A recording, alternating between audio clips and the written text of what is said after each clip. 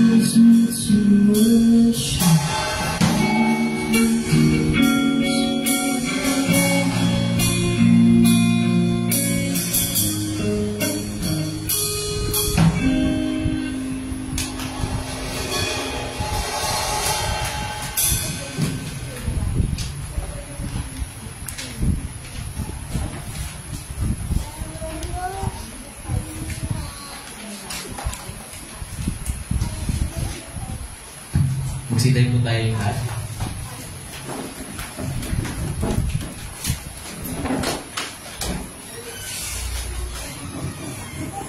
Sa pangalan ng Ama at Anak ng Espiritu Santo. Amen.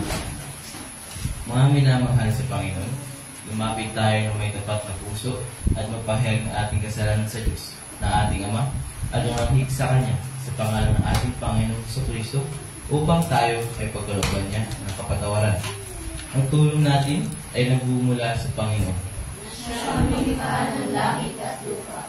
Aking sinabi, ipahahayag ko ang aking pagsalansang sa Panginoon.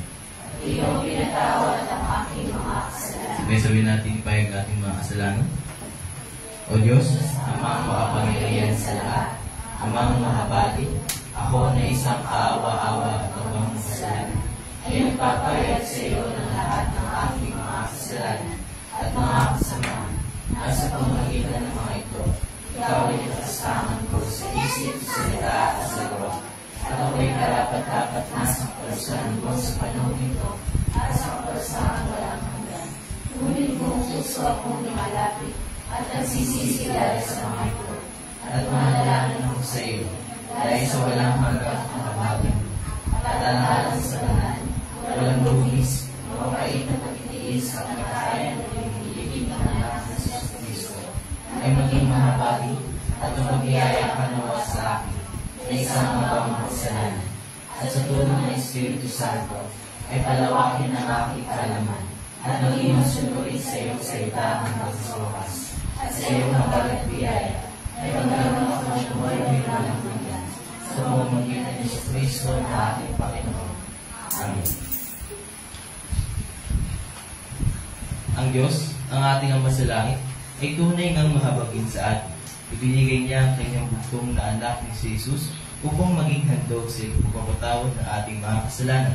Kaya bilang tinawag na lingkod ni Kristo at sa pamamagitan ng kanyang utos, ay pinatatawad ko sa inyo ang lahat ng inyong mga kasalanan. Sa pangalan ng Ama at Anak ng Espiritu Santo. Amen. Manatili po tayong nakatayo. Banal na Espiritu, samahan mo kami at puspusin mo ang aming puso at pag-alagin mo sa amin ang apoy ng iyong pag-ibig. Alleluia. Sa daigdig, ikaw, Yahweh, hiramin ang iyong likha, pagkat ikaw ay marunong, kaya ito ay nagawa. Sa dami ng nilikha mo'y nakalatan itong lupa. Nariyan ang mga malawak na karagatan, malalakit, maliliit na isda, ay di magbilang. Iba't ibang uling mga bukor at nandito ay naglalakbay, samantalang ang lubitang nilikha mo'y kaagapay. Lahat sila'y umaasa, sa iyo ay nag-aabang, umaasa sa pagkain na kanilang kailangan. Ang anumang kaloob ay kanilang tinatanggap. Meron silang kasiyahan pagkat bukas ang iyong palad. Kapag ikay lumalayo, labis silang nangangamba. Takot silang mamatay kung lagutin mo ang kanilang hininga. Mauuwi sa alabok, pagkat doon sila mula. Taglay mo ang katangiang buhay nila ibalik. Bagong buhay ay gawin mo sa likas daigdig. Sabay-sabay po natin awitin ang luwalhati sa Ama. Luwalhati sa Ama at sa Anak at sa Espiritu.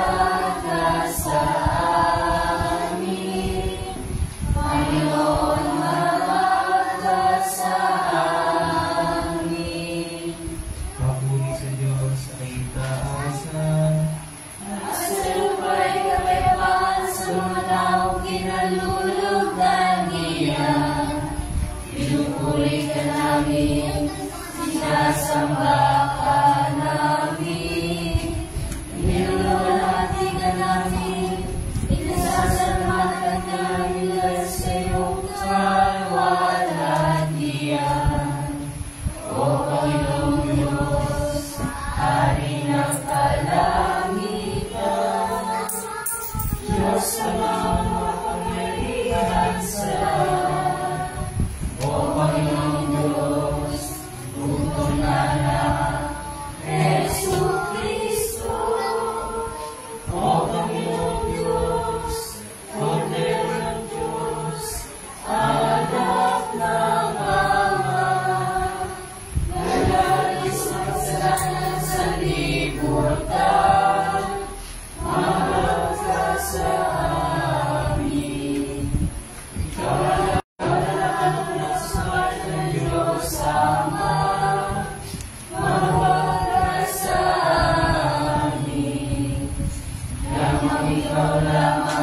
Panginoon, ibuhos mo sa amin ang itong ibay, ang iyong kaloob ng kagandahan ko. Muli mong pag-alapit sa aming mga puso, ang banal na apoy ng iyong pag-ibig. Nang sa gayon, bunga ng tunay at buhay na pananampalataya ay aming ipahayag sa lahat ang kalutian ng aming tagapagligtas. Si Jesucristo na nabubuhay at lagahan kasama mo at ng Ama. Iisang Diyos ngayon at magpakailanman. Amen. Tayo pong lahat ay magsipo at ating pakinggan ang pagbasa ng salita ng Diyos.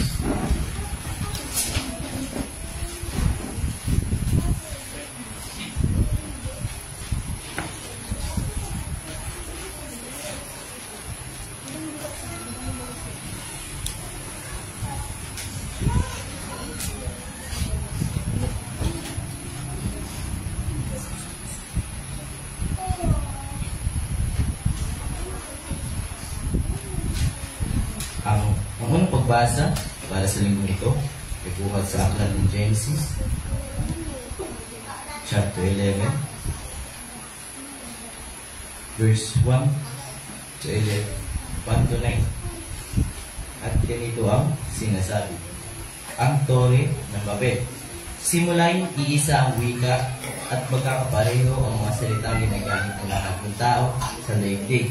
Sa kanilang pagpapalipat-lipat na silangan, nakarating sila sa isang kapatagan sa Shinar at doon nanirahan. Nagkaisa silang gumawa ng maraming tisa at tutuin itong mabuti para tumibay ang tisa. Ang ginagamit nilang bato at alkitran ang kanilang semento. Ang sabi nila, halikayo at magtayo tayo ng isang lungsod na may toreng abot sa langit upang maging tanig tayo at huwag nang magkawatak-watak sa daigdig. Bumaba si Yahweh upang tignan ang lungsod at ang toreng itanayo ng mga tao. Sinabi niya, ngayon ay nagkakaisa silang lahat at iisa ang kanilang wika. Pasimula pa lamang ito ng mga pinabalak nilang gawin. Hindi magtatagal at gagawin nila ang anumang kanilang magustuhan. Ang mabuti bumaba tayo at tuloyin ang kanilang wika upang hindi sila magkaintindihan. At ginawa ni Yahweh na ang mga tao ay magkawakawala sa buong daigdig. Kahit natigil ang pagtayo ng lungsod, Babel, ang tinawag nila sa lungsod na iyon, sapagkat do'y hinilo ni Yahweh ang wika ng mga tao. At mula roon, nagkawatak-watak na ang mga tao sa buong daigdig dahil sa ginawa ni Yahweh. At ito ang salita ng Panginoon. Ay ganun pagbasa naman, nagbuhat sa aklat ng mga gawa. Chapter 2, verse 1 to 11. At ganito ang sinasabi: ang pagdating ng Espiritu Santo. Nagkakatipon silang lahat sa isang lugar nung sumapit ang araw ng Pentecostes. Walang ano-ano'y may ingay na nagmula sa langit, na tulad ng ugong ng malakas na hangin, at napuno nito ang bahay na kinaroroonan nila. May nakita silang parang mga dilang apoy na dumapo sa bawat isa sa kanila, at silang lahat ay napuspos ng Espiritu Santo, at nagsimulang magsalita ng iba't ibang wika.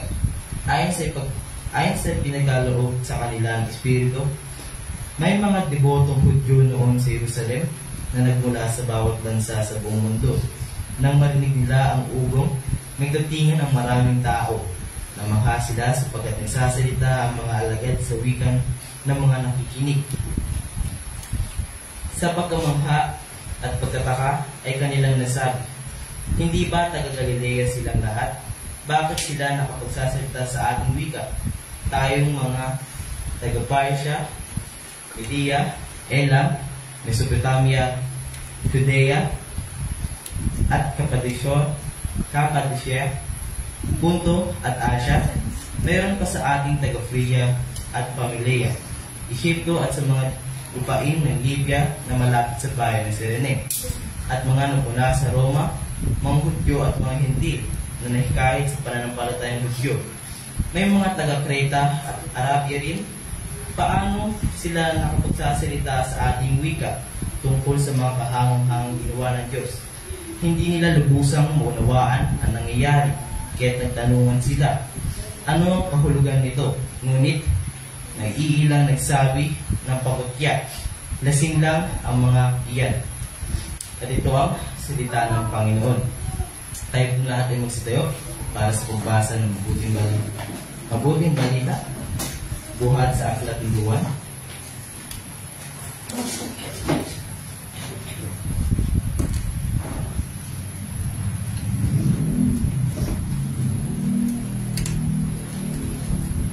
Chapter 14, verse 23 to 31.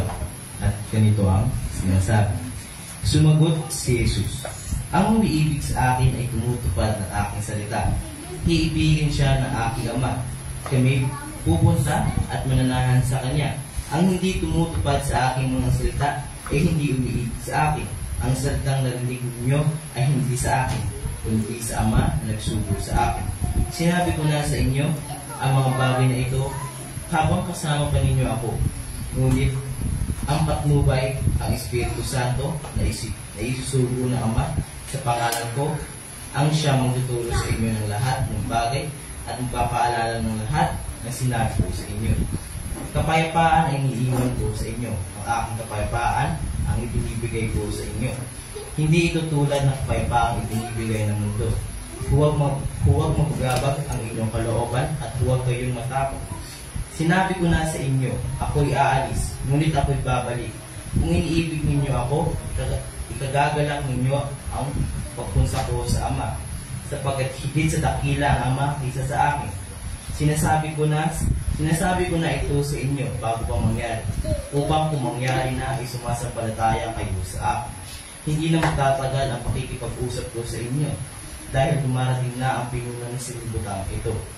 Wala siyang kapangyarihan sa akin, subalit ginagawa ko ang inuutos sa akin ng Ama, upang malaman ng silibutan ito na, sa libutan ito na iniibig ko ang Ama.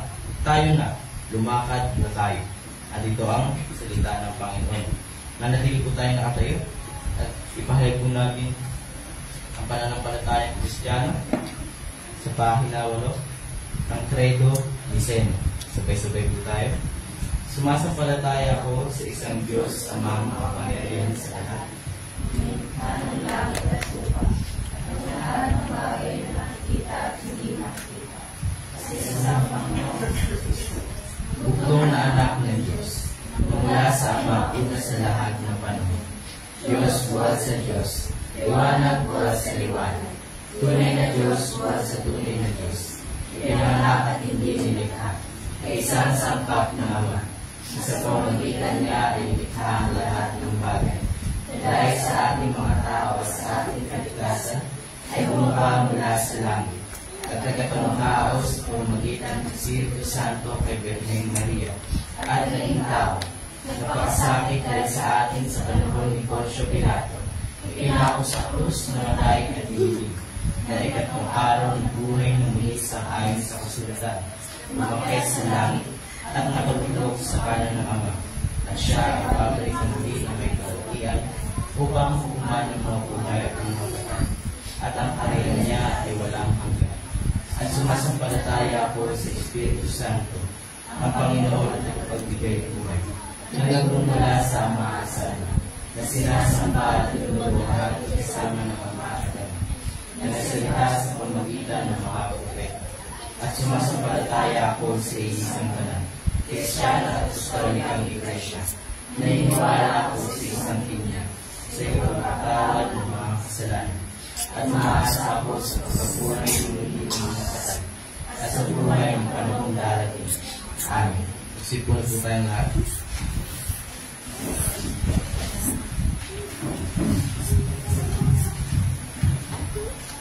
Okay, so for our sermon hymn, we will sing number 36 sa ating worship booklet.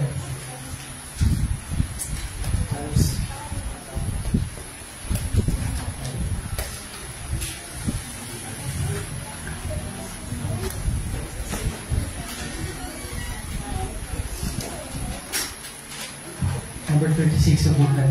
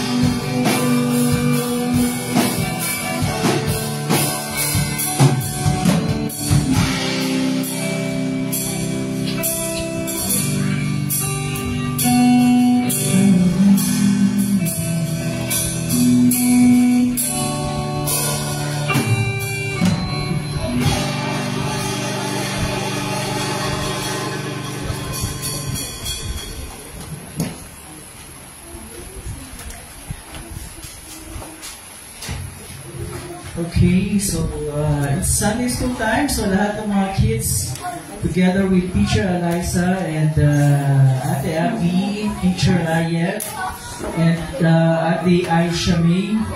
So doon kayo lahat sa inyong Sunday school room. Okay? Lahat ng mga kids, sama na sa Sunday school room. Teacher Eliza, Ate Abby, Ate Aisha, and Teacher Ariel.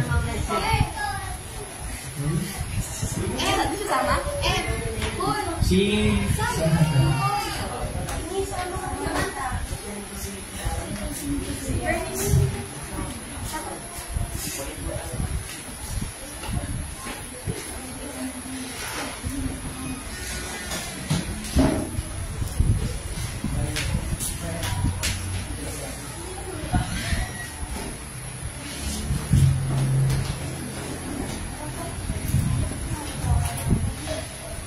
Okay, good morning everyone.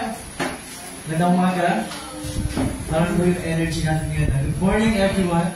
Good morning. Magandang umaga. At sumayin mo lahat ang masaganang kagandahang loob at ang kapayapaan mula sa Diyos na ating Ama sa pamamagitan ni Kristo Jesus na ating Panginoon. Amen. Gusto kong basahin yung Bible verses na magiging basis ng ating mensahe ngayong umaga nito mula sa aklat ni Propeta Ezekiel chapter 37 mula sa verse 1. May ganito ang sinasabi: Nadama ko ang kapangyarihan ni Yahweh at sa pamamagitan ng kanyang espiritu ay dinala niya ako sa isang lambak na puno ng kalansay. Inilibot niya ako sa lugar na iyong puno ng mga kalansay na tuyong-tuyo na. Tinanong niya ako, Tao, palagay mo ba ay maaari pang mabuhay ang mga kalansay na ito? Sumagot ako, kayo po lamang ang nakaalam, Yahweh. Sinabi niya sa akin, magpahayag ka sa mga kalansay na ito. Sabihin mo, mga tuyong kalansay, dingginin niyo ang salita ni Yahweh. Ito ang ipinasasabi niya. Bibigyan ko kayo ng hininga at kayo'y mabubuhay. Lalagyan ko kayo ng litid at laman at babulutin ng balat. Bibigyan ko kayo ng hininga at kayo'y mabubuhay. Sa gayon, makikilala nila ako si Yahweh. Nagpahayag nga ako tulad ng utos sa akin, na ako'y nagsasalita, nagkaroon ng malakas na ugong at nabuo ang mga kalansay. Nakita kong sila'y nagkaroon ng litid at laman. Nabalot sila ng balat, ngunit hindi pa humihinga. Sinabi sa akin ni Yahweh, Tao, tawagan mo ang hangin sa lahat ng dako. Sabihin mo ipinasasabi ko, Hangin, hingahan mo ang mga patay na ito upang sila'y mabuhay. Nagpahayag nga ako at pumasok sa kanila ang hininga. Nabuhay nga sila at nang magtayuan, sila'y ubod ng dami, parang isang malaking hukbo. Sinabi sa akin ni Yahweh, Tao, ang bansang Israel ay tulad ng mga kalansay na ito. Sinasabi nila, tuyo na ang aming mga buto, wala na kaming pag-asa, lubusan na kaming pinabayaan. Kaya magpahayag ka, sabihin mo ipinasasabi ko, Bayan ko, ibubukas ko ang inyong libingan, ibabangon ko kayo, at iuwi sa inyong bayan. Kung may bukas ko na ang inyong libingan, At maibangon ko kayo. Makikilala ninyo ako si Yahweh. Hihingahan ko kayo upang kayo'y mabuhay. At ibabalik ko kayo sa inyong sariling bayan. Sa gayon, malalaman ninyo na akong si Yahweh ang nagsabi ito at aking gagawin. Ito ang salita ng Panginoon. Based doon sa pakikinig ninyo na binasa ko ng mga Bible verses dito sa sinulat ni Propeta Ezekiel. Nakakatakot ba yung eksena? Yung mga kalasay, kalasay. Tapos bigla nagkaroon ng titid na naman, ng hininga, at nabuhay, di ba? Pero ano ba ang ibig sabihin ito? Mahirap pa siyang intindihan. Medyo. Pero yan ang ating tatalakayin yung umagang ito. Ano ba ibig sabihin dito sa pangyayari na isinasalaysay ni Propeta Ezekiel? Tanong, kailan ba kayo nakaramdam na parang nahaharap kayo sa isang sitwasyon na sa inyong pagtingin ay parang hopeless? Nakaranas na ba kayo ng ganong sitwasyon sa buhay nyo na parang napaka-hopeless naman? Na parang yung pakaramdam nyo, yung parang nakila na unti-unting ang tawag doon, natutunaw, di ba yung nakila o magsindi? Unti-unti siyang natutunaw. So, pwede yung ilan hindi pa, ay mga bata pa, pero pwede naman yung ilan na naharap na sa ganong sitwasyon. Pero ganyan kasi yung pakiramdam ng mga Israelita. Sino ba yung mga Israelita? Ito yung mga mula sa lahi ni Abraham, Isaac, at Jacob. Ito yung mga mula sa lahi nila. Diba? Sila yung mga Israelita. Sila yung mga nabihag sa Egypto, nakatira sa Egypto for more than 300 years na pinangunahan ni Moises na lumabas mula sa Egypto para pumunta doon sa lupang ipinangako ng Panginoon sa kanila. Yun yung mga Israelita. Diba? Kasi yung kanilang pangalan, Israelita, ay mula sa lahi ni Israel. Sino ba si Israel? Tandaan niyo kung sino si Israel? Si Israel ay si Jacob. Si Jacob ay si Israel. Okay, so mula sa lahi. Kaya Israelita, ang tawag sa kanila ng panahon ng lumang tipan. Pero after ng kanilang ngayong panahon na ito, ang tawag na sa kanila ay mga Hudyo, okay? Mga Jews. So, nung panahon na yun, syempre, nakatira na sila doon sa lupang ipinangako sa kanila ng Panginoon. They enjoyed yung maraming years ng freedom, ng prosperity, ng kapangyarihan, ng domination. Natatakot ang lahat ng mga kaharian sa kanila kasi sila yung pinakamakapangyarihan. Pero dumating yung punto na may mas isa pang makapangyarihan kaharian ang nakatalo sa kanila. Yung kaharian ng Babylonian Empire. At nung panahon na yun, nang lumakas yung Babylonian Empire, nilusog nila yung bansang Israel at kinuha nilang bihag yung mga Israelita, especially yung mga matatalino, at dinala doon sa kanilang kaharian sa Babylonia. At sila ay nanilibihag sa Babylonia for 70 years. 70 years sila ang bihag doon. At yung pangyayari yun ay talagang napakasakit sa mga Israelita. Bakit? Kasi they pride themselves bilang mga anak ng Diyos. Sila yung piniling lahi. Diba? Walang tudaro, sila ang piniling lahi ng Diyos. Diba? Yung may magkapatid. Sino kapatid ni Jacob? Sino kapatid ni Jacob? Si Esau. O sino ang pinili ng Diyos para sa kanya magmula yung lahi na pagmumulan ng tagapagligtas na si Jesus? Sino ang pinili sa pagitan ni Jacob at Esau? Sino ang pinili? Si Jacob, hindi ba? Si Jacob ang pinili.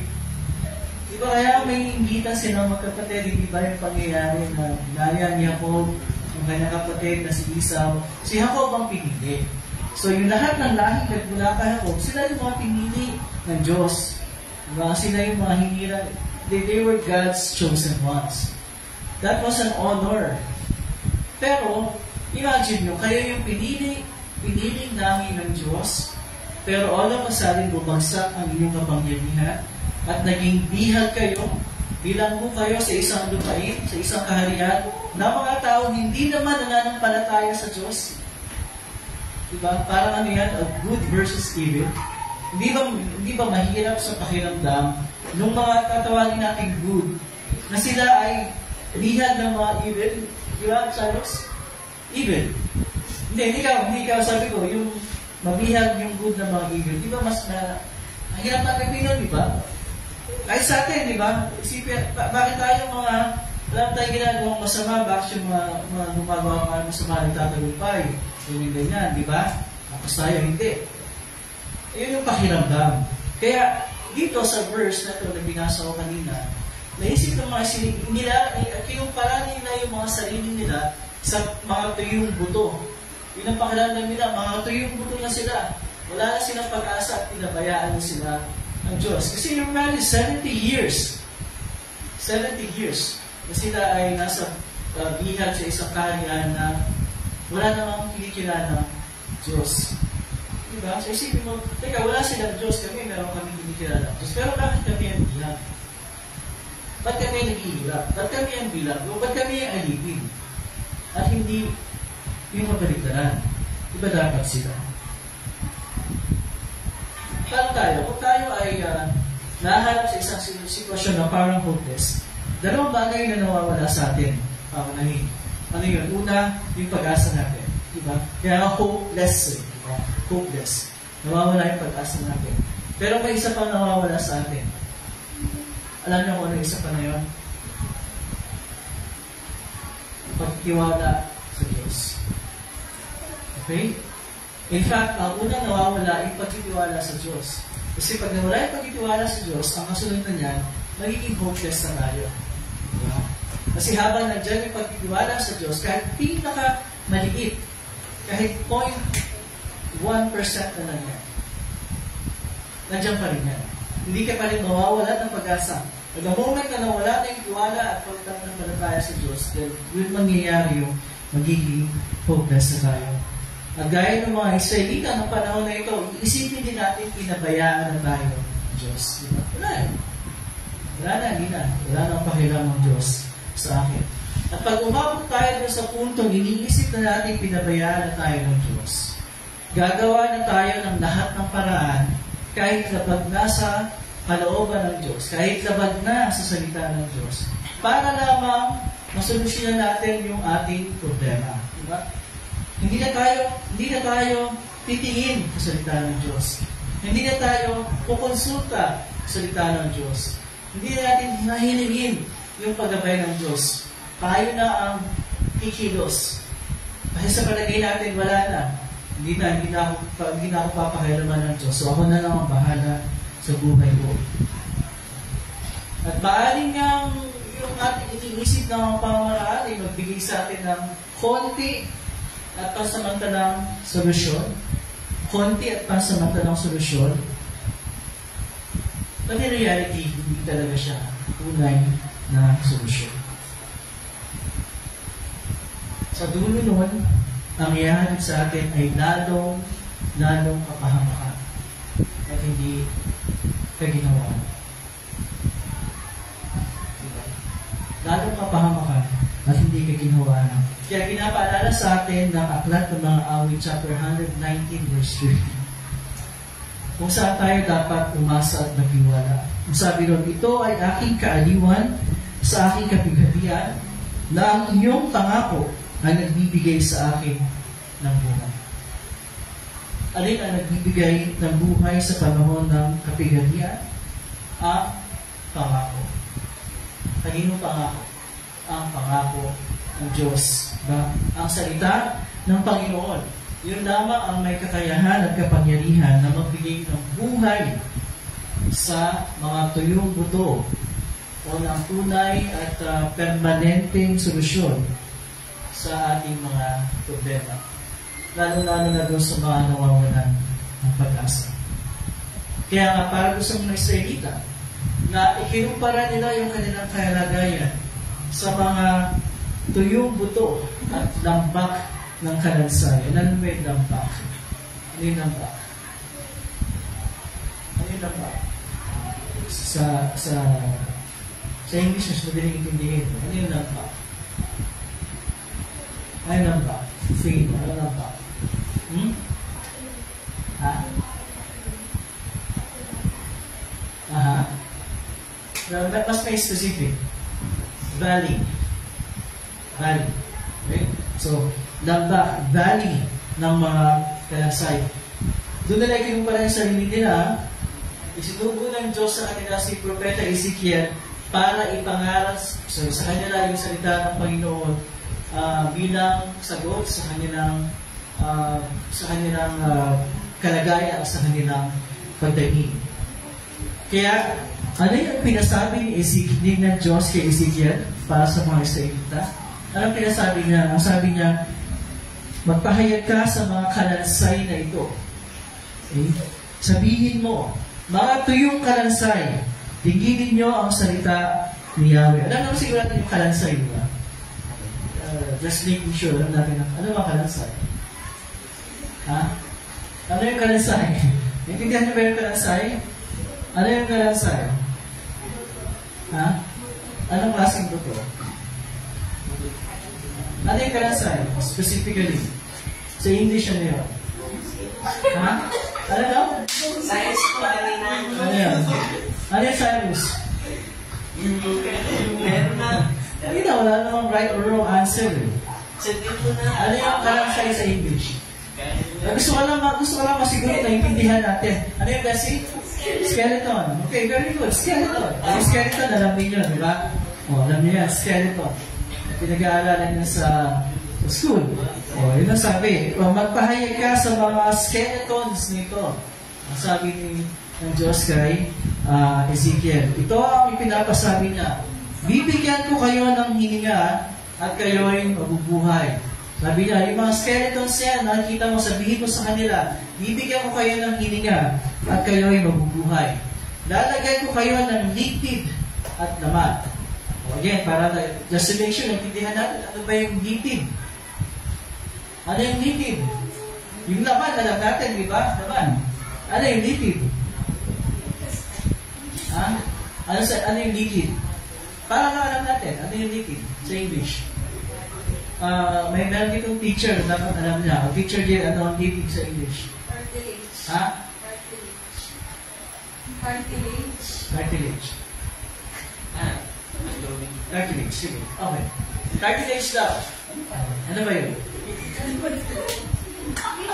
Liquid. Hindi ba ito ka? Huwag mo ako palagi nakakaintindi. Hindi. Lipid ba? Lipid. Ugat mo yan. Malaki ugat. Veins. Hindi, basta pag may laman, may veins, di ba? Siguro, iba-ibang tawag na sa mga veins. Iba-ibang sukat, iba-ibang uri, pero part ng laman yun, di ba? Wala namang laman na walang veins, di ba? Na walang litid. Pag may laman, may litid, no? Di ba? Yan. So yan ang ilalagay sa kanila. At babalutin kayo ng balat. O yung balat, alam naman ninyo, di ba? Ito, skin. Siyempre, alam namang walang skin kasi ang makikita lang doon, yung laman. Gusto nyo man nakalabas na yung laman. Di ba? So, may siyempre yun. Ito tayo. Ito yan. Yan ang gagawin dun sa mga skeletons. Sa gayon, makikilala nyo ako si Yahweh. At yun nga ang sinabi ni Ezekiel. At ang nangyari, nagkaroon ng malakas na ugong. Ano yung ugong? Ano yung sound ng ugong? Sige nga, mag-sound ka ng ugong. Mag-sound ka ng ugong. Kat. Sardinas daw. Dali. Ang sardinas. Ano yung ugong? Ugong. Sige, anong sound ng ugong? Paano yan pag-sound?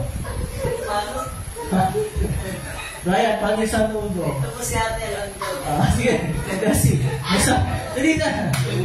Mag-sound ka ng ugong. Ano daw? Tama yun. Diba? Tama naman eh. Yun naman talaga ang sound ng ugong eh. Diba? Isa pa nga basic. Parang sound yun ang sound ng ugong. Ulitin mo nga sa'yo sa sound ng ugong. Yung nakaintindi. Yun ang sound ng ugong. Nagkaroon ng malakas na ganung sound. At nabuo yung mga kalansay. O, nabuo na, di ba? Paano nabuo? Nagkaroon na sila ng litid, nagkaroon sila ng laman, nagkaroon sila ng balat, pero may kulang pa. Hindi pa sila humihina. Ayan, may laman pala. Pero wala pang hininga. Ngayon, ano ang ibig sabihin mo? Mga kalansay na nagkaroon ng litid, ng laman, ng balat, pero hindi humihina. Ano ang ibig sabihin mo? Ano yung katumbas mo sa realidad, katotohanan? Ang katumbas nun, yun ay naglalarawan sa kalagayan ng maraming tao sa ating mundo ngayon. Parang mga kalansay na nagkaroon ng litid at laman at may balat, pero hindi humihina. Bakit? Kasi maraming tao sa atin, sa mundo ngayon, ang gaya ng mga tuyong mga buto doon sa sinabi ni Ezekiel. Mayroong litid, may laman, may balat. Ano yung sabihin? Sa panlabas, buhay sila. Di ba? Sa panlabas, buhay. Pero meron isang mahalagang bagay na wala sa kanila. Nakulang sa kanila. Ito rin yung kalagayan natin nung pinanganak tayo sa mundo ito. Yun yung ating default na kalagayan. Yun yung ating likas na kalagayan. At hindi yung kalagayan ng maraming Israelita nung panahon na sinasaklaw ng teksto sa buong panahon ng Lumang Tipan. Ano yung kalagayan nila? Ano yung katumbas ko ng kalagayan na kalansay, may litid, may laman, may balat, pero walang hininga? Ano yun? Yung sinasabi ni St. Paul doon sa kanyang liham sa mga taga-Efeso chapter 2 verse 1. Ang sabi niya doon, noong una, patay kayo dahil sa inyong mga pagsuway at mga kasalanan. Same din sa Colossus. Kayong dating patay dahil sa kasalanan. Tanong, kanino ba isinulat ni St. Paul yung kanyang mga salita? Sa mga patay ba o sa mga buhay? Sa mga buhay. Pero ang tawag niya sa mga pinadahan niya nung kanyang sulat, kayo'y mga patay. E bakit gano'n? Patay dahil sa kasalanan. Yun yung tinatawag na physically alive, pero spiritually dead. Yan yun. Yan yung ibig sabihin nun. Ng mga kalansay na may laman at may litid at may buto at may balat. May buto nga kalansay yun. Physically alive, but spiritually dead. Kailan nangyayari yung tayo ay physically alive, pero spiritually dead? Pag wala tayong kaugnayan sa ating Diyos sa pamamagitan ng pananampalataya kay Kristo Jesus. Lahat ng tao na walang kaugnayan sa Diyos sa pamamagitan ng pananampalataya kay Kristo Jesus ay mga physically alive but spiritually dead. Yung mga Israelita, ganyan sila ng panahon na ito. They're physically alive but spiritually dead. Nakalimutan nila, akala nila, problema nila, dumadaing sila sa Diyos. Lord, bakit kami nandito? Iba kami yung mga pinili mo. Bakit kami nandito? Ba't bihan kami? Ba't alipin kami? Ng mga tao walang Diyos. Nakalimutan nila na sila ang may kasalanan doon sa kanilang sitwasyon. Bakit? Kasi sila ang unang lumimot sa Diyos. Hindi ang Diyos ang lumimot sa kanila. Sila ang nakalimot sa Diyos. Hindi ang Diyos ang tumalikod sa kanila. Sila ang tumalikod sa Diyos. Kasi sumamba sila sa mga Diyos-Diyosan. Tinalikuran nila yung Panginoon. Kaya sila hinayaan ng Diyos na mabihag at malipin ng mga taong walang Diyos. Dahil sa kanilang kasalanan. Hindi sila pinabayaan ng Diyos. Sila ang nagpabaya sa kanilang pananampalataya sa Diyos. Wala pinagkaiba sa iniisip ng maraming tao ngayon. Pag tinanong mo yung mga tao, ano ba ang biggest problem natin? Sabihin nila, pera. Diba? Sabihin nila, maayos na pamumuhay. O sabihin nila, edukasyon. O kaya, peace and order. Diba? O kaya, trabaho. And all that. But di, Problema yun, pero our biggest problem, really, ay yung ating kasalanan. Yun ang ating pinakamalaking problema. Biggest problem in terms ng bigat, kasi yung kasalanan, sinisira niyan yung ating relasyon sa Diyos, yung ating relasyon sa ibang tao, at naging yung ating pagtiging sa ating mga sarili. Biggest problem in terms of effect, kasi ano ang bunga ng kasalanan? Kapausahan, na walang hanggan.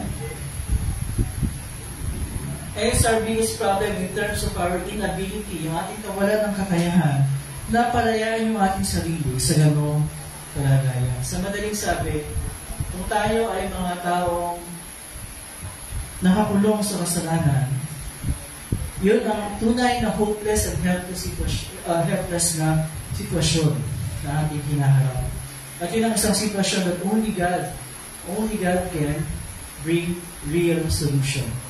At bigyan ng Diyos ng totoong solusyon ng ating problema sa kasalanan. Paano? Sa paano paraan?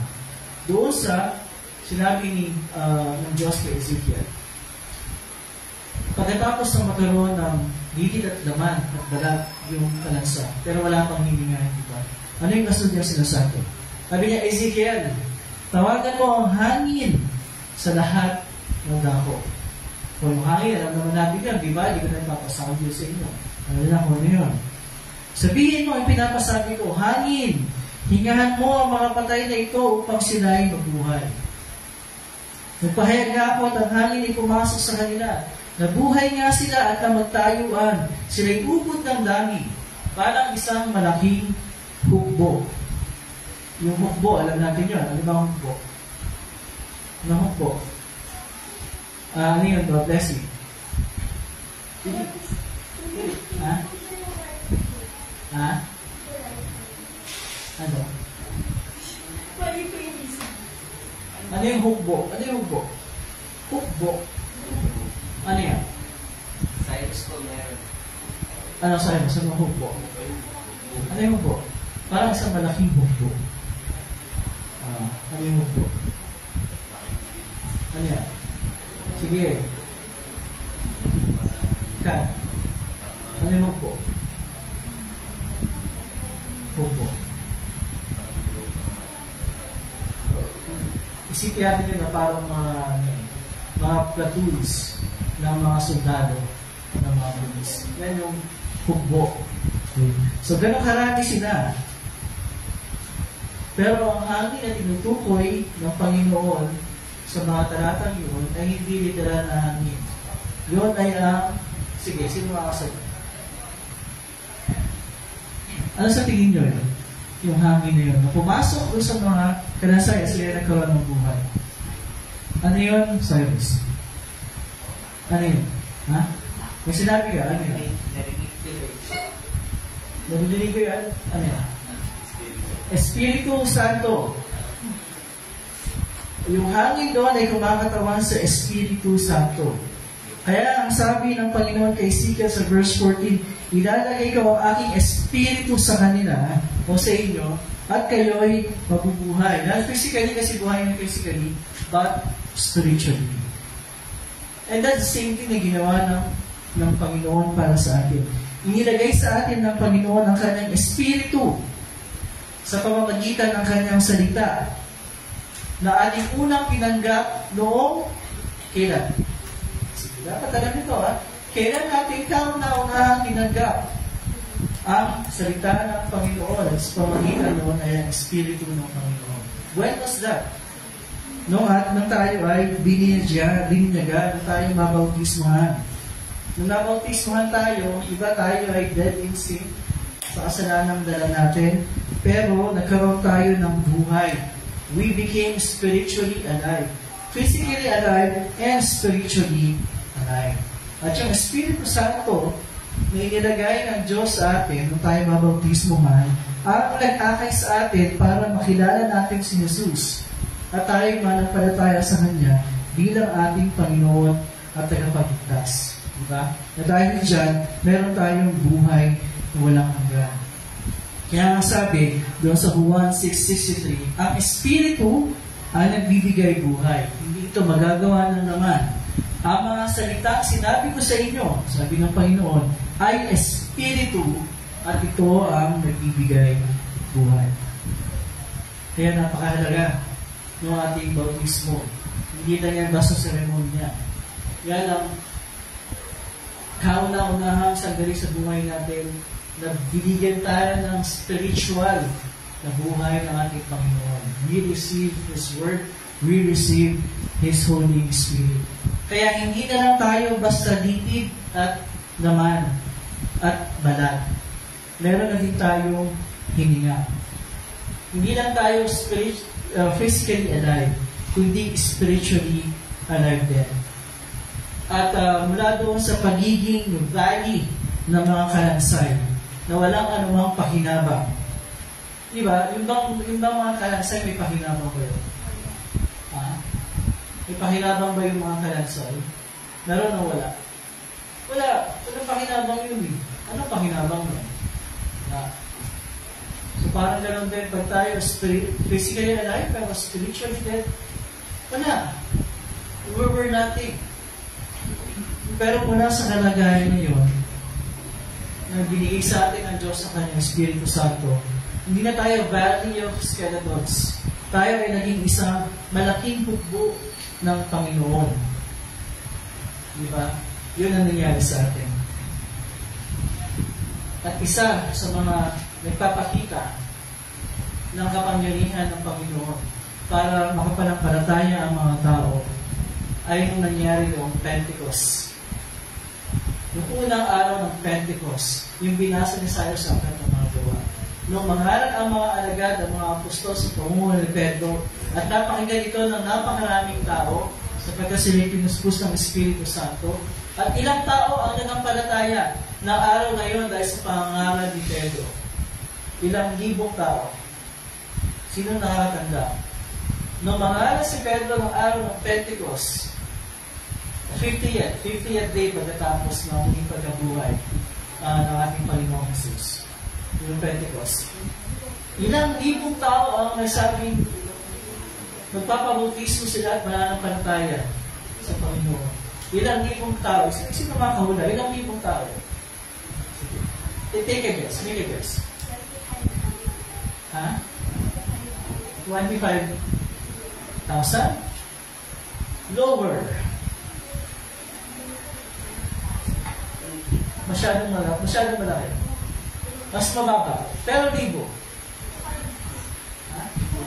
5? Lower. 3. Yes. 3,000 tao ang nanagdag. Diba? Yung mga grupo ng mga mananampalataya ni Jesus, inanalak sila nung naiwan, umakit si Jesus sa langit. Pero noong araw ng Pentecost, 3,000 people ang nanagdag. Kaya ang tinatawag na birthday ng Christian Church, yung araw ng Pentecost. Ang ating mission dito sa lupa ay hindi mag-usap ng crusades, ng digmaan laban sa mga nagahari kapangyarihan sa mundo ito. That's not our mission.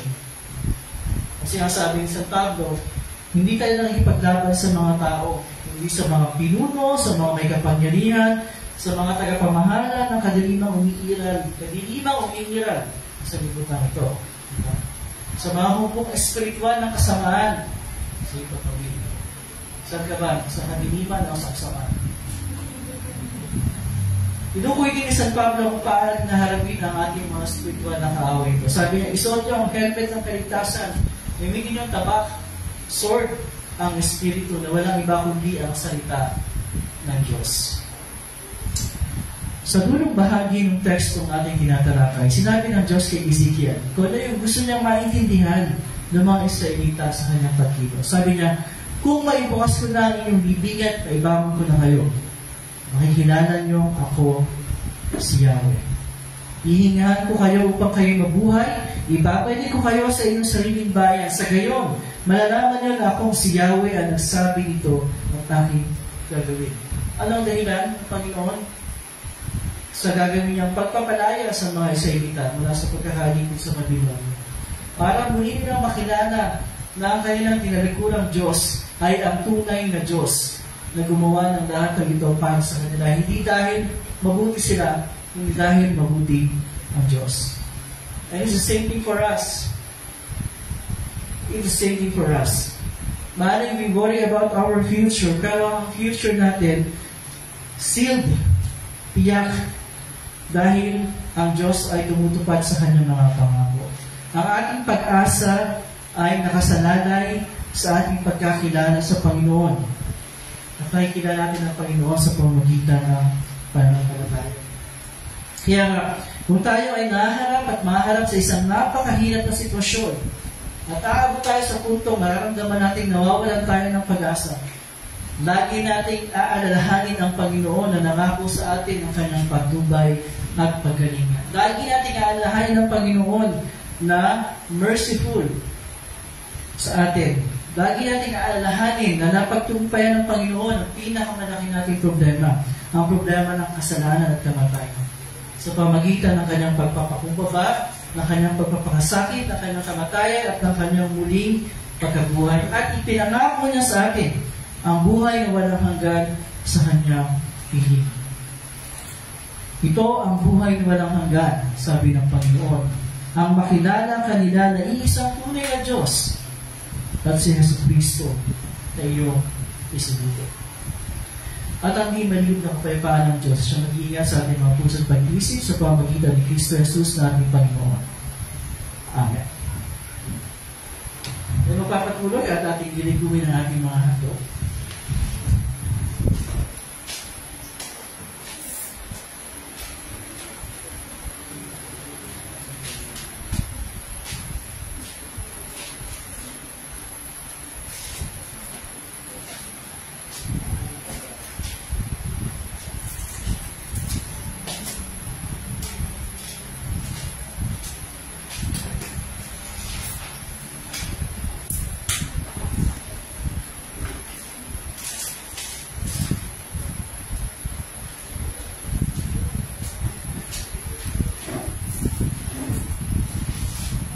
Okay, sir, tayo na ako sa ating panalangin pangkalahatan. Any prayer requests? Prayer requests? Tomorrow, well actually, ngayon gabi, may pagbiyahin na patungo ng Indonesia para lumano sa isang conference sa pagtutulong ng ating mga kapatid ng mga Lutheran workers and pastors na sa ibang mga bansa sa Asia. So I'll be there until Friday. So, yeah, prayer na ligtas na biyahe at maging matagumpay yung gathering starting tomorrow sa Indonesia. Okay. Anything else na gusto sa prayers natin? Nothing else? Wala na? Wala na. Then we'll just remain seated para sa ating panalangin. Nalangin tayo. Ang maraming Diyos na mga Panginoon sa lahat. Maraming salamat po muli sa ating ito. Bigay po sa amin para kami po ay magkasama-sama at sama-sama ding pakinggan ang inyong salita. Sama-sama kaming magpuli sa iyo sa mga na pasalamat sa lahat ng mga biyaya po sa amin. Maraming salamat po nga po sa pagtutulong pagbibigay sa amin ng lahat ng aming mga pangailangan sa araw-araw, sa pagdalayo po sa amin sa mga pangalan at kapamakan, sa pagbibigay po sa amin ng maayos na lusugan, at higit sa lahat, sa patuloy po niyong pagpapatawad sa aming mga kasalanan na aming po nagagawa sa araw-araw. Tulungan niyo po kami na lagi po kami magtiwala sa iyo at sa iyong salita at sa lahat ng ginawa mo para sa amin. Dalangin po namin na Ama, na kayo po ang patuloy na kumalinga sa bawat sa amin lahat na dito ngayong umaga ito, sa aming mga pamilya at mga kapatid sa pananampalataya sa ibang dako. Ito, Panginoon, dalangin namin ang gaganapin na pagtipon ng mga pastors and church workers bukas sa Indonesia. Nawa ito po ay maging matagumpay.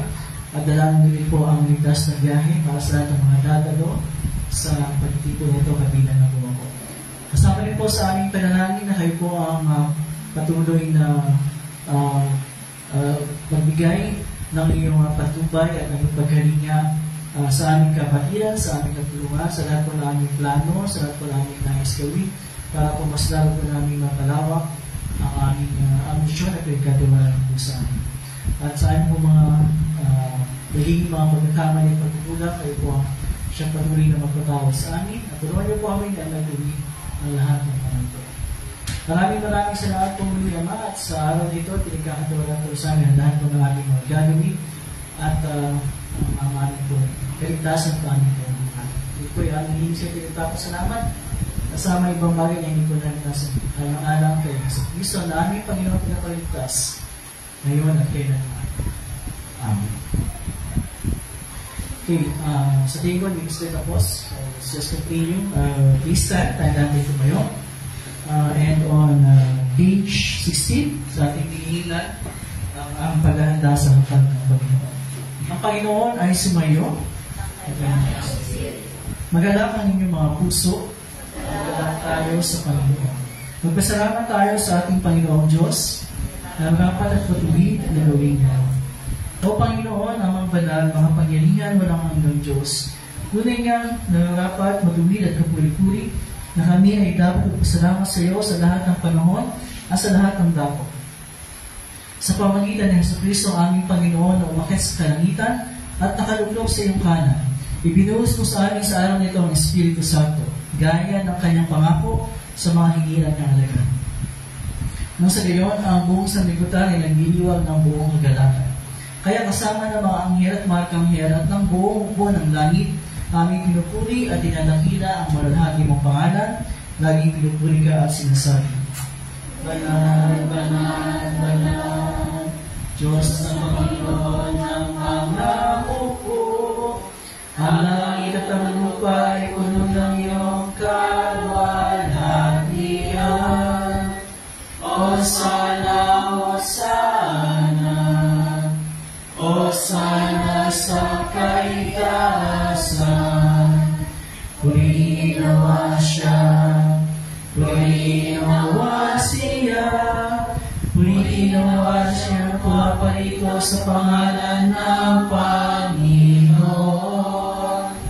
Hosana, Hosana, Hosana sa kaitaasan. Sabay sa natin bibigkasin ang Ama namin. Ama namin nasa langit, sabahin nawa ang pangalan mo. Ikaw nawa maghari sa amin. Suminawa ang kalooban dito sa lupa tulad ng sa langit. Bigyan mo kami ng pagkain kailangan namin sa araw ito. At patawarin mo kami sa aming mga kasalanan. At ang magpapatawad namin sa mga nakasala sa amin. At huwag mo kami ihatid sa puso. Kundi ilayo mo kami sa masama. Sapagkat sa iyo ang kawalan at ang kapangyarihan at ang kaluwalhatian mo kapagkailanman. Amen. Ang ating Panginoong sa Kristo ng Lucia pagkanulo ay dumapot ng tinapay at matapos magpasalamat sa Diyos, ito niyo pinagpirate rason, hindi sa mga lagad na sinasabi. Kunin niyo ito at kami. Ito ang aking katawan ay binibigay para sa inyo. Gawin niyo ito sa paglalala sa akin.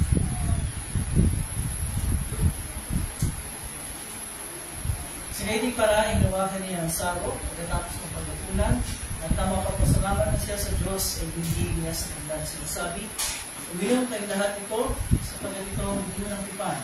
Ang aking dugo ay nabubuhos tayo sa marami sa pagpapatawad ng mga kasalanan. Gawin ito sininginom kayo ito bilang pag-alaalang sa akin. Ang kapayapaan ng Panginoon ay lagi ko simayin.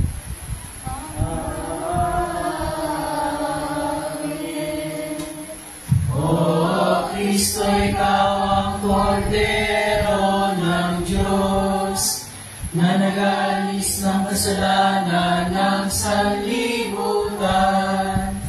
Mahabag ka sa amin. O Kristo, ikaw ang Kordero ng Diyos na nag-aalis ng kasalanan ng sanlibutan. Mahabag ka sa amin.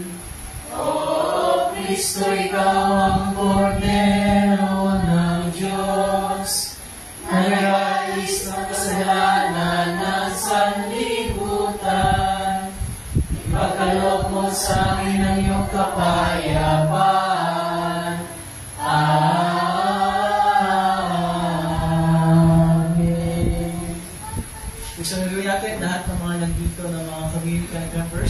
muna muna.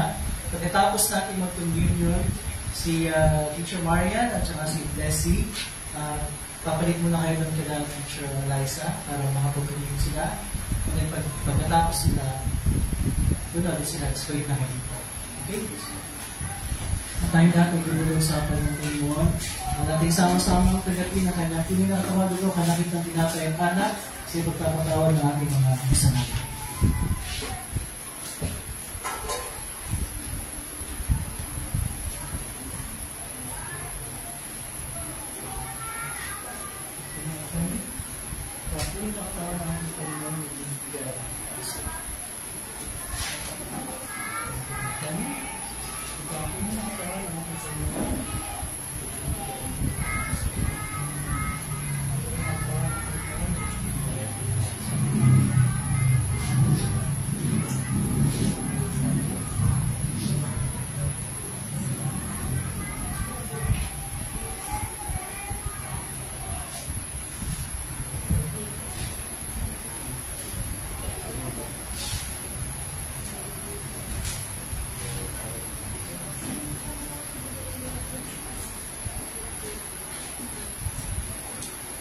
At ang tunay na katawanan at bunuan ng ating Panginoong sa Kristo ang siyang magpalakas at dating niya sa inyo. Sa tunay na panampalataya at sa buhay na walang hanggan, lumaong kayong may kapayapaan at kagalakan sa inyong puso. Amen. Teacher Maria, please.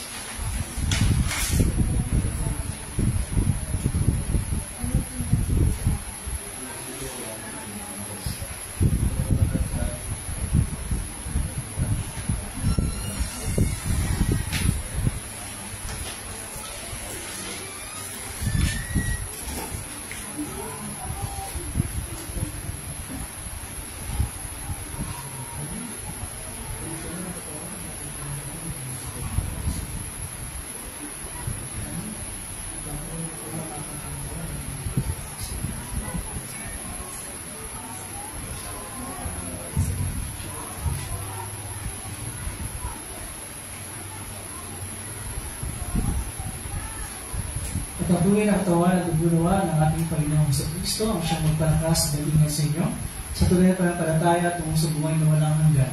Lumaon kayong may kapayapaan at kagalakan sa inyong puso. Amen.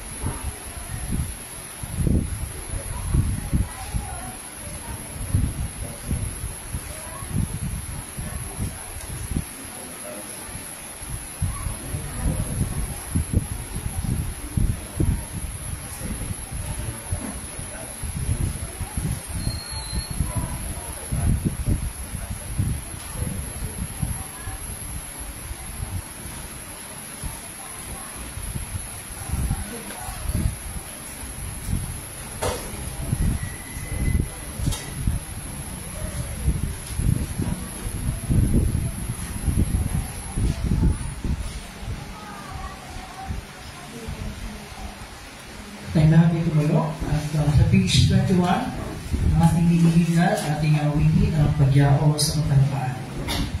Page 21. Tayo lahat. Panginoong iyon ay hiyado na iyong ikot ay pumalo sa kapayapaan ayon sa iyong pangako. Sapagkat nakita ng aking mga matang iyong pagliligtas na inihanda mo para sa lahat ng mga bansa. Liwanag itong tatanglaw sa mga henti at magbibigay karangalan sa iyong bayan, Israel. Luwalhati sama at sana at sa Espiritu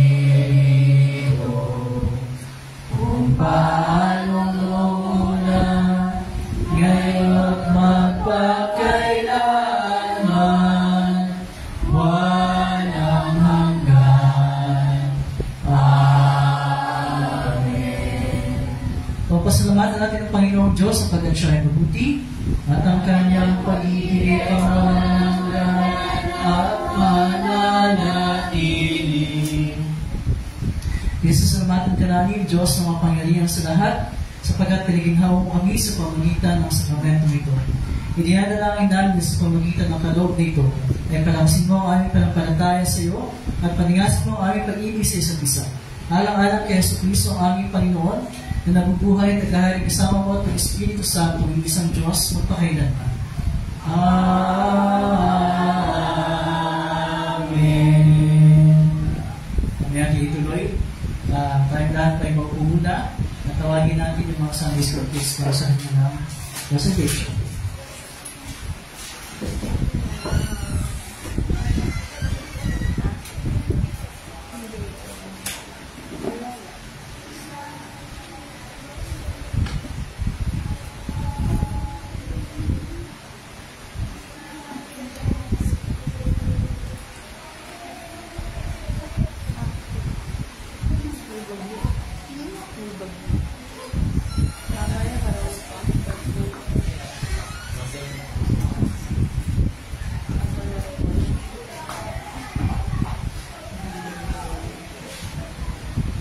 So, kaya ito ng konti ng ating mga kids.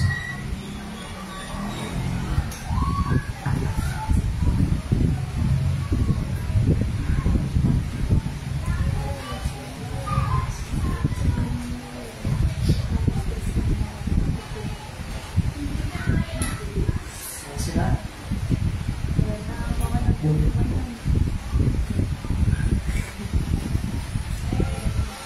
Okay. Okay, sa harap ang diretso ay sa ituan. Sa harap. So, meron pa kayo ng class of presentation. Yan. Welcome. Welcome mga kids. Pasok na. Okay. Pasok tayo na. Close the door. Okay, close the door. Okay, so, okay. Ayos sila ang mga kids natin. Okay, teacher Eliza. Good morning, kids! Good morning! So, sino yung mga bida sa story natin ngayon? Si Maria and si Martha. Sino yung bumisita kala Maria and Martha? Ano yung ginagawa ni Martha? Naglilinis. Ano pa? Bayasa mo na sigasa ng pagkain. Ano naman ginagawa ni Maria? Nakikinig sa salita ng Diyos. Diba ang sinabi ni Jesus, sabi niya, mas pinili ni Maria ang mas mabuti. At hindi yun naaalisin sa kanya, diba? Ano yung mas pinili ni Maria na mas mabuti kaysa kay Martha? Ano ulit? Ang hina, ba't hindi sabay-sabay? Ano ulit? Makinig sa salita ng Diyos. At hindi yun naaalisin. Na dapat hindi na tumaratak sa isipan natin. At saan pa? Sa puso. Tama. Memory verse. 1, 2, 3. Lucas chapter 11 verse 28. Higit na pinagpala ang mga nakikinig sa salita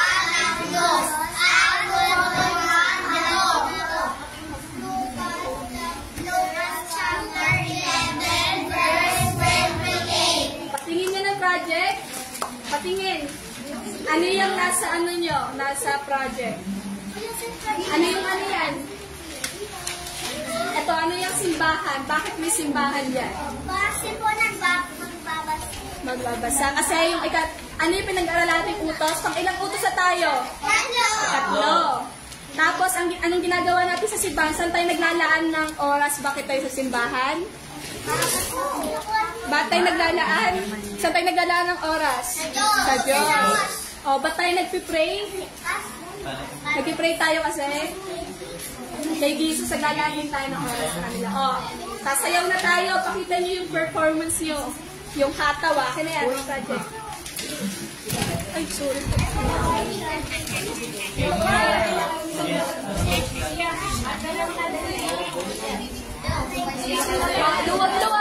Luwag. Kasi pa, pakita niyo yung sayaw. Lakasan mo yung boses niyo, ha? Yung sayaw. Lakas, ha? Sayaw, ha? Lakas, ha? Go. Wait lang. Belongs to the kingdom and the nature. I belong to the kingdom that cannot be moved.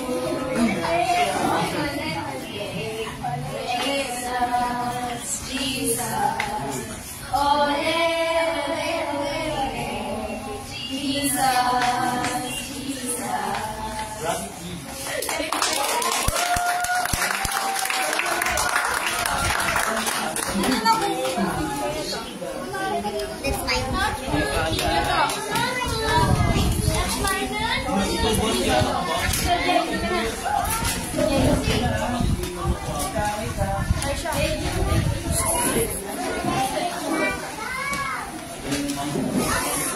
Okay, very good mga kids.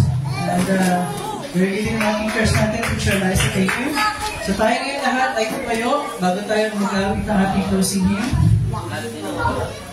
This is the last speech ng ating mini hymn. Okay, ang Panginoon ay sumayo ng kanyang espiritu. Urihin natin ang Panginoon. Magpasalamat tayo sa Diyos. Nagpinyo ang pagkapalan ng Panginoon. Magpalain ka naman ng Panginoon ingatan. Paliwanagin naman ng Panginoon ang kanyang mukha sa iyo at mahabag sa iyo. Iniyap naman ng Panginoon ang kanyang mukha sa iyo at bigyan ka ng kapayapaan. Amen. Amen. Amen. Let's be seated. Ang ating closing hymn ay nandusap sa paper. Ibigay ko kanina, Our God, ang ating closing hymn.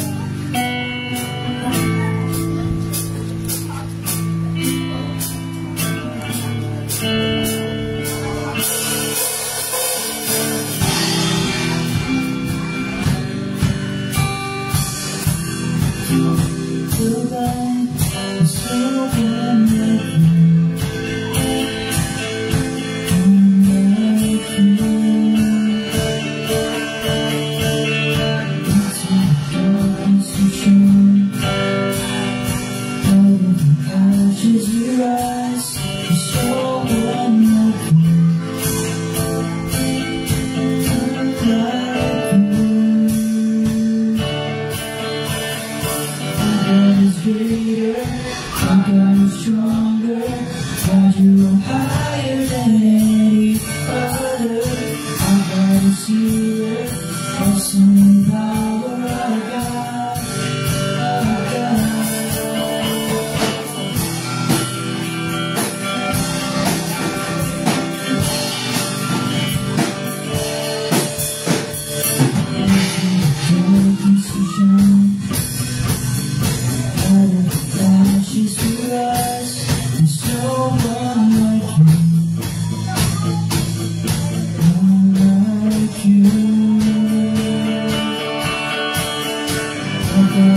sweeter, I've gotten stronger, cause you are higher than any other. I've gotten sweeter, awesome power I've got. I've gotten sweeter, I've gotten stronger, cause you are higher than any other. I've gotten sweeter, awesome power I've got.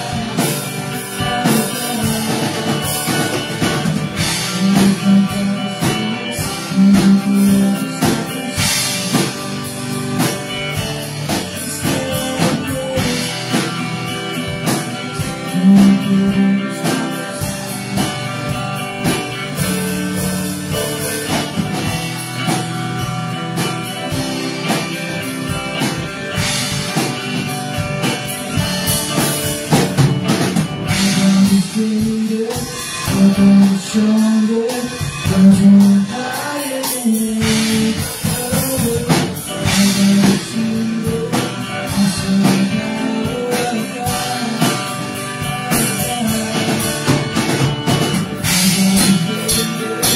I'm gonna stronger, cause you're higher than any other. I'm gonna see you, I'm so power I've got.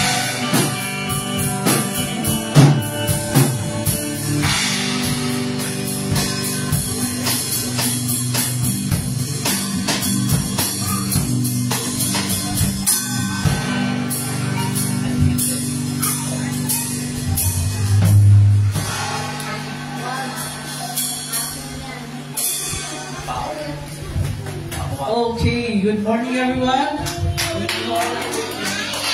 Good morning, magandang umaga. Welcome sa lahat ng nakibahagi sa ating pagsamba ngayong umagang ito. Of course, we would like to thank our band, Yiv and Kurt, with special participation of Jake, and of course, Bessie, for leading us sa ating opening song kanina. Thank you sa ating mga Sunday School kids for coming again sa ating pagsamba, and of course sa ating teachers for today. Teacher Eliza, thank you. And Ate Abby, and si Ate Aisha, thank you. Of course, gusto natin i-recognize yung mga kasama natin online na nandyan. Nag-iwan ang comment. Si Marivic po. Si Marivic. Marivic and Si Annalisa. Annalisa. And Elisa. and everyone na nandyan ngayon. Welcome po sa inyo lahat. Thank you for joining us in our worship. Announcement, of course, mamaya meron pa tayong mga Sunday School. Meron tayong meeting. And, yeah. Okay, mag-announce ko kanina. Magbiyahe ako mamaya. Go to Indonesia, so please pray. Include us in your prayers for safe travel. But we will see you next Sunday. Tapos nandito mo naman Friday, we will see you next Sunday para sa atin. Nagsamba sa ating mga ginagawa. Thank you, and God bless you day, God bless you day. Bye everyone.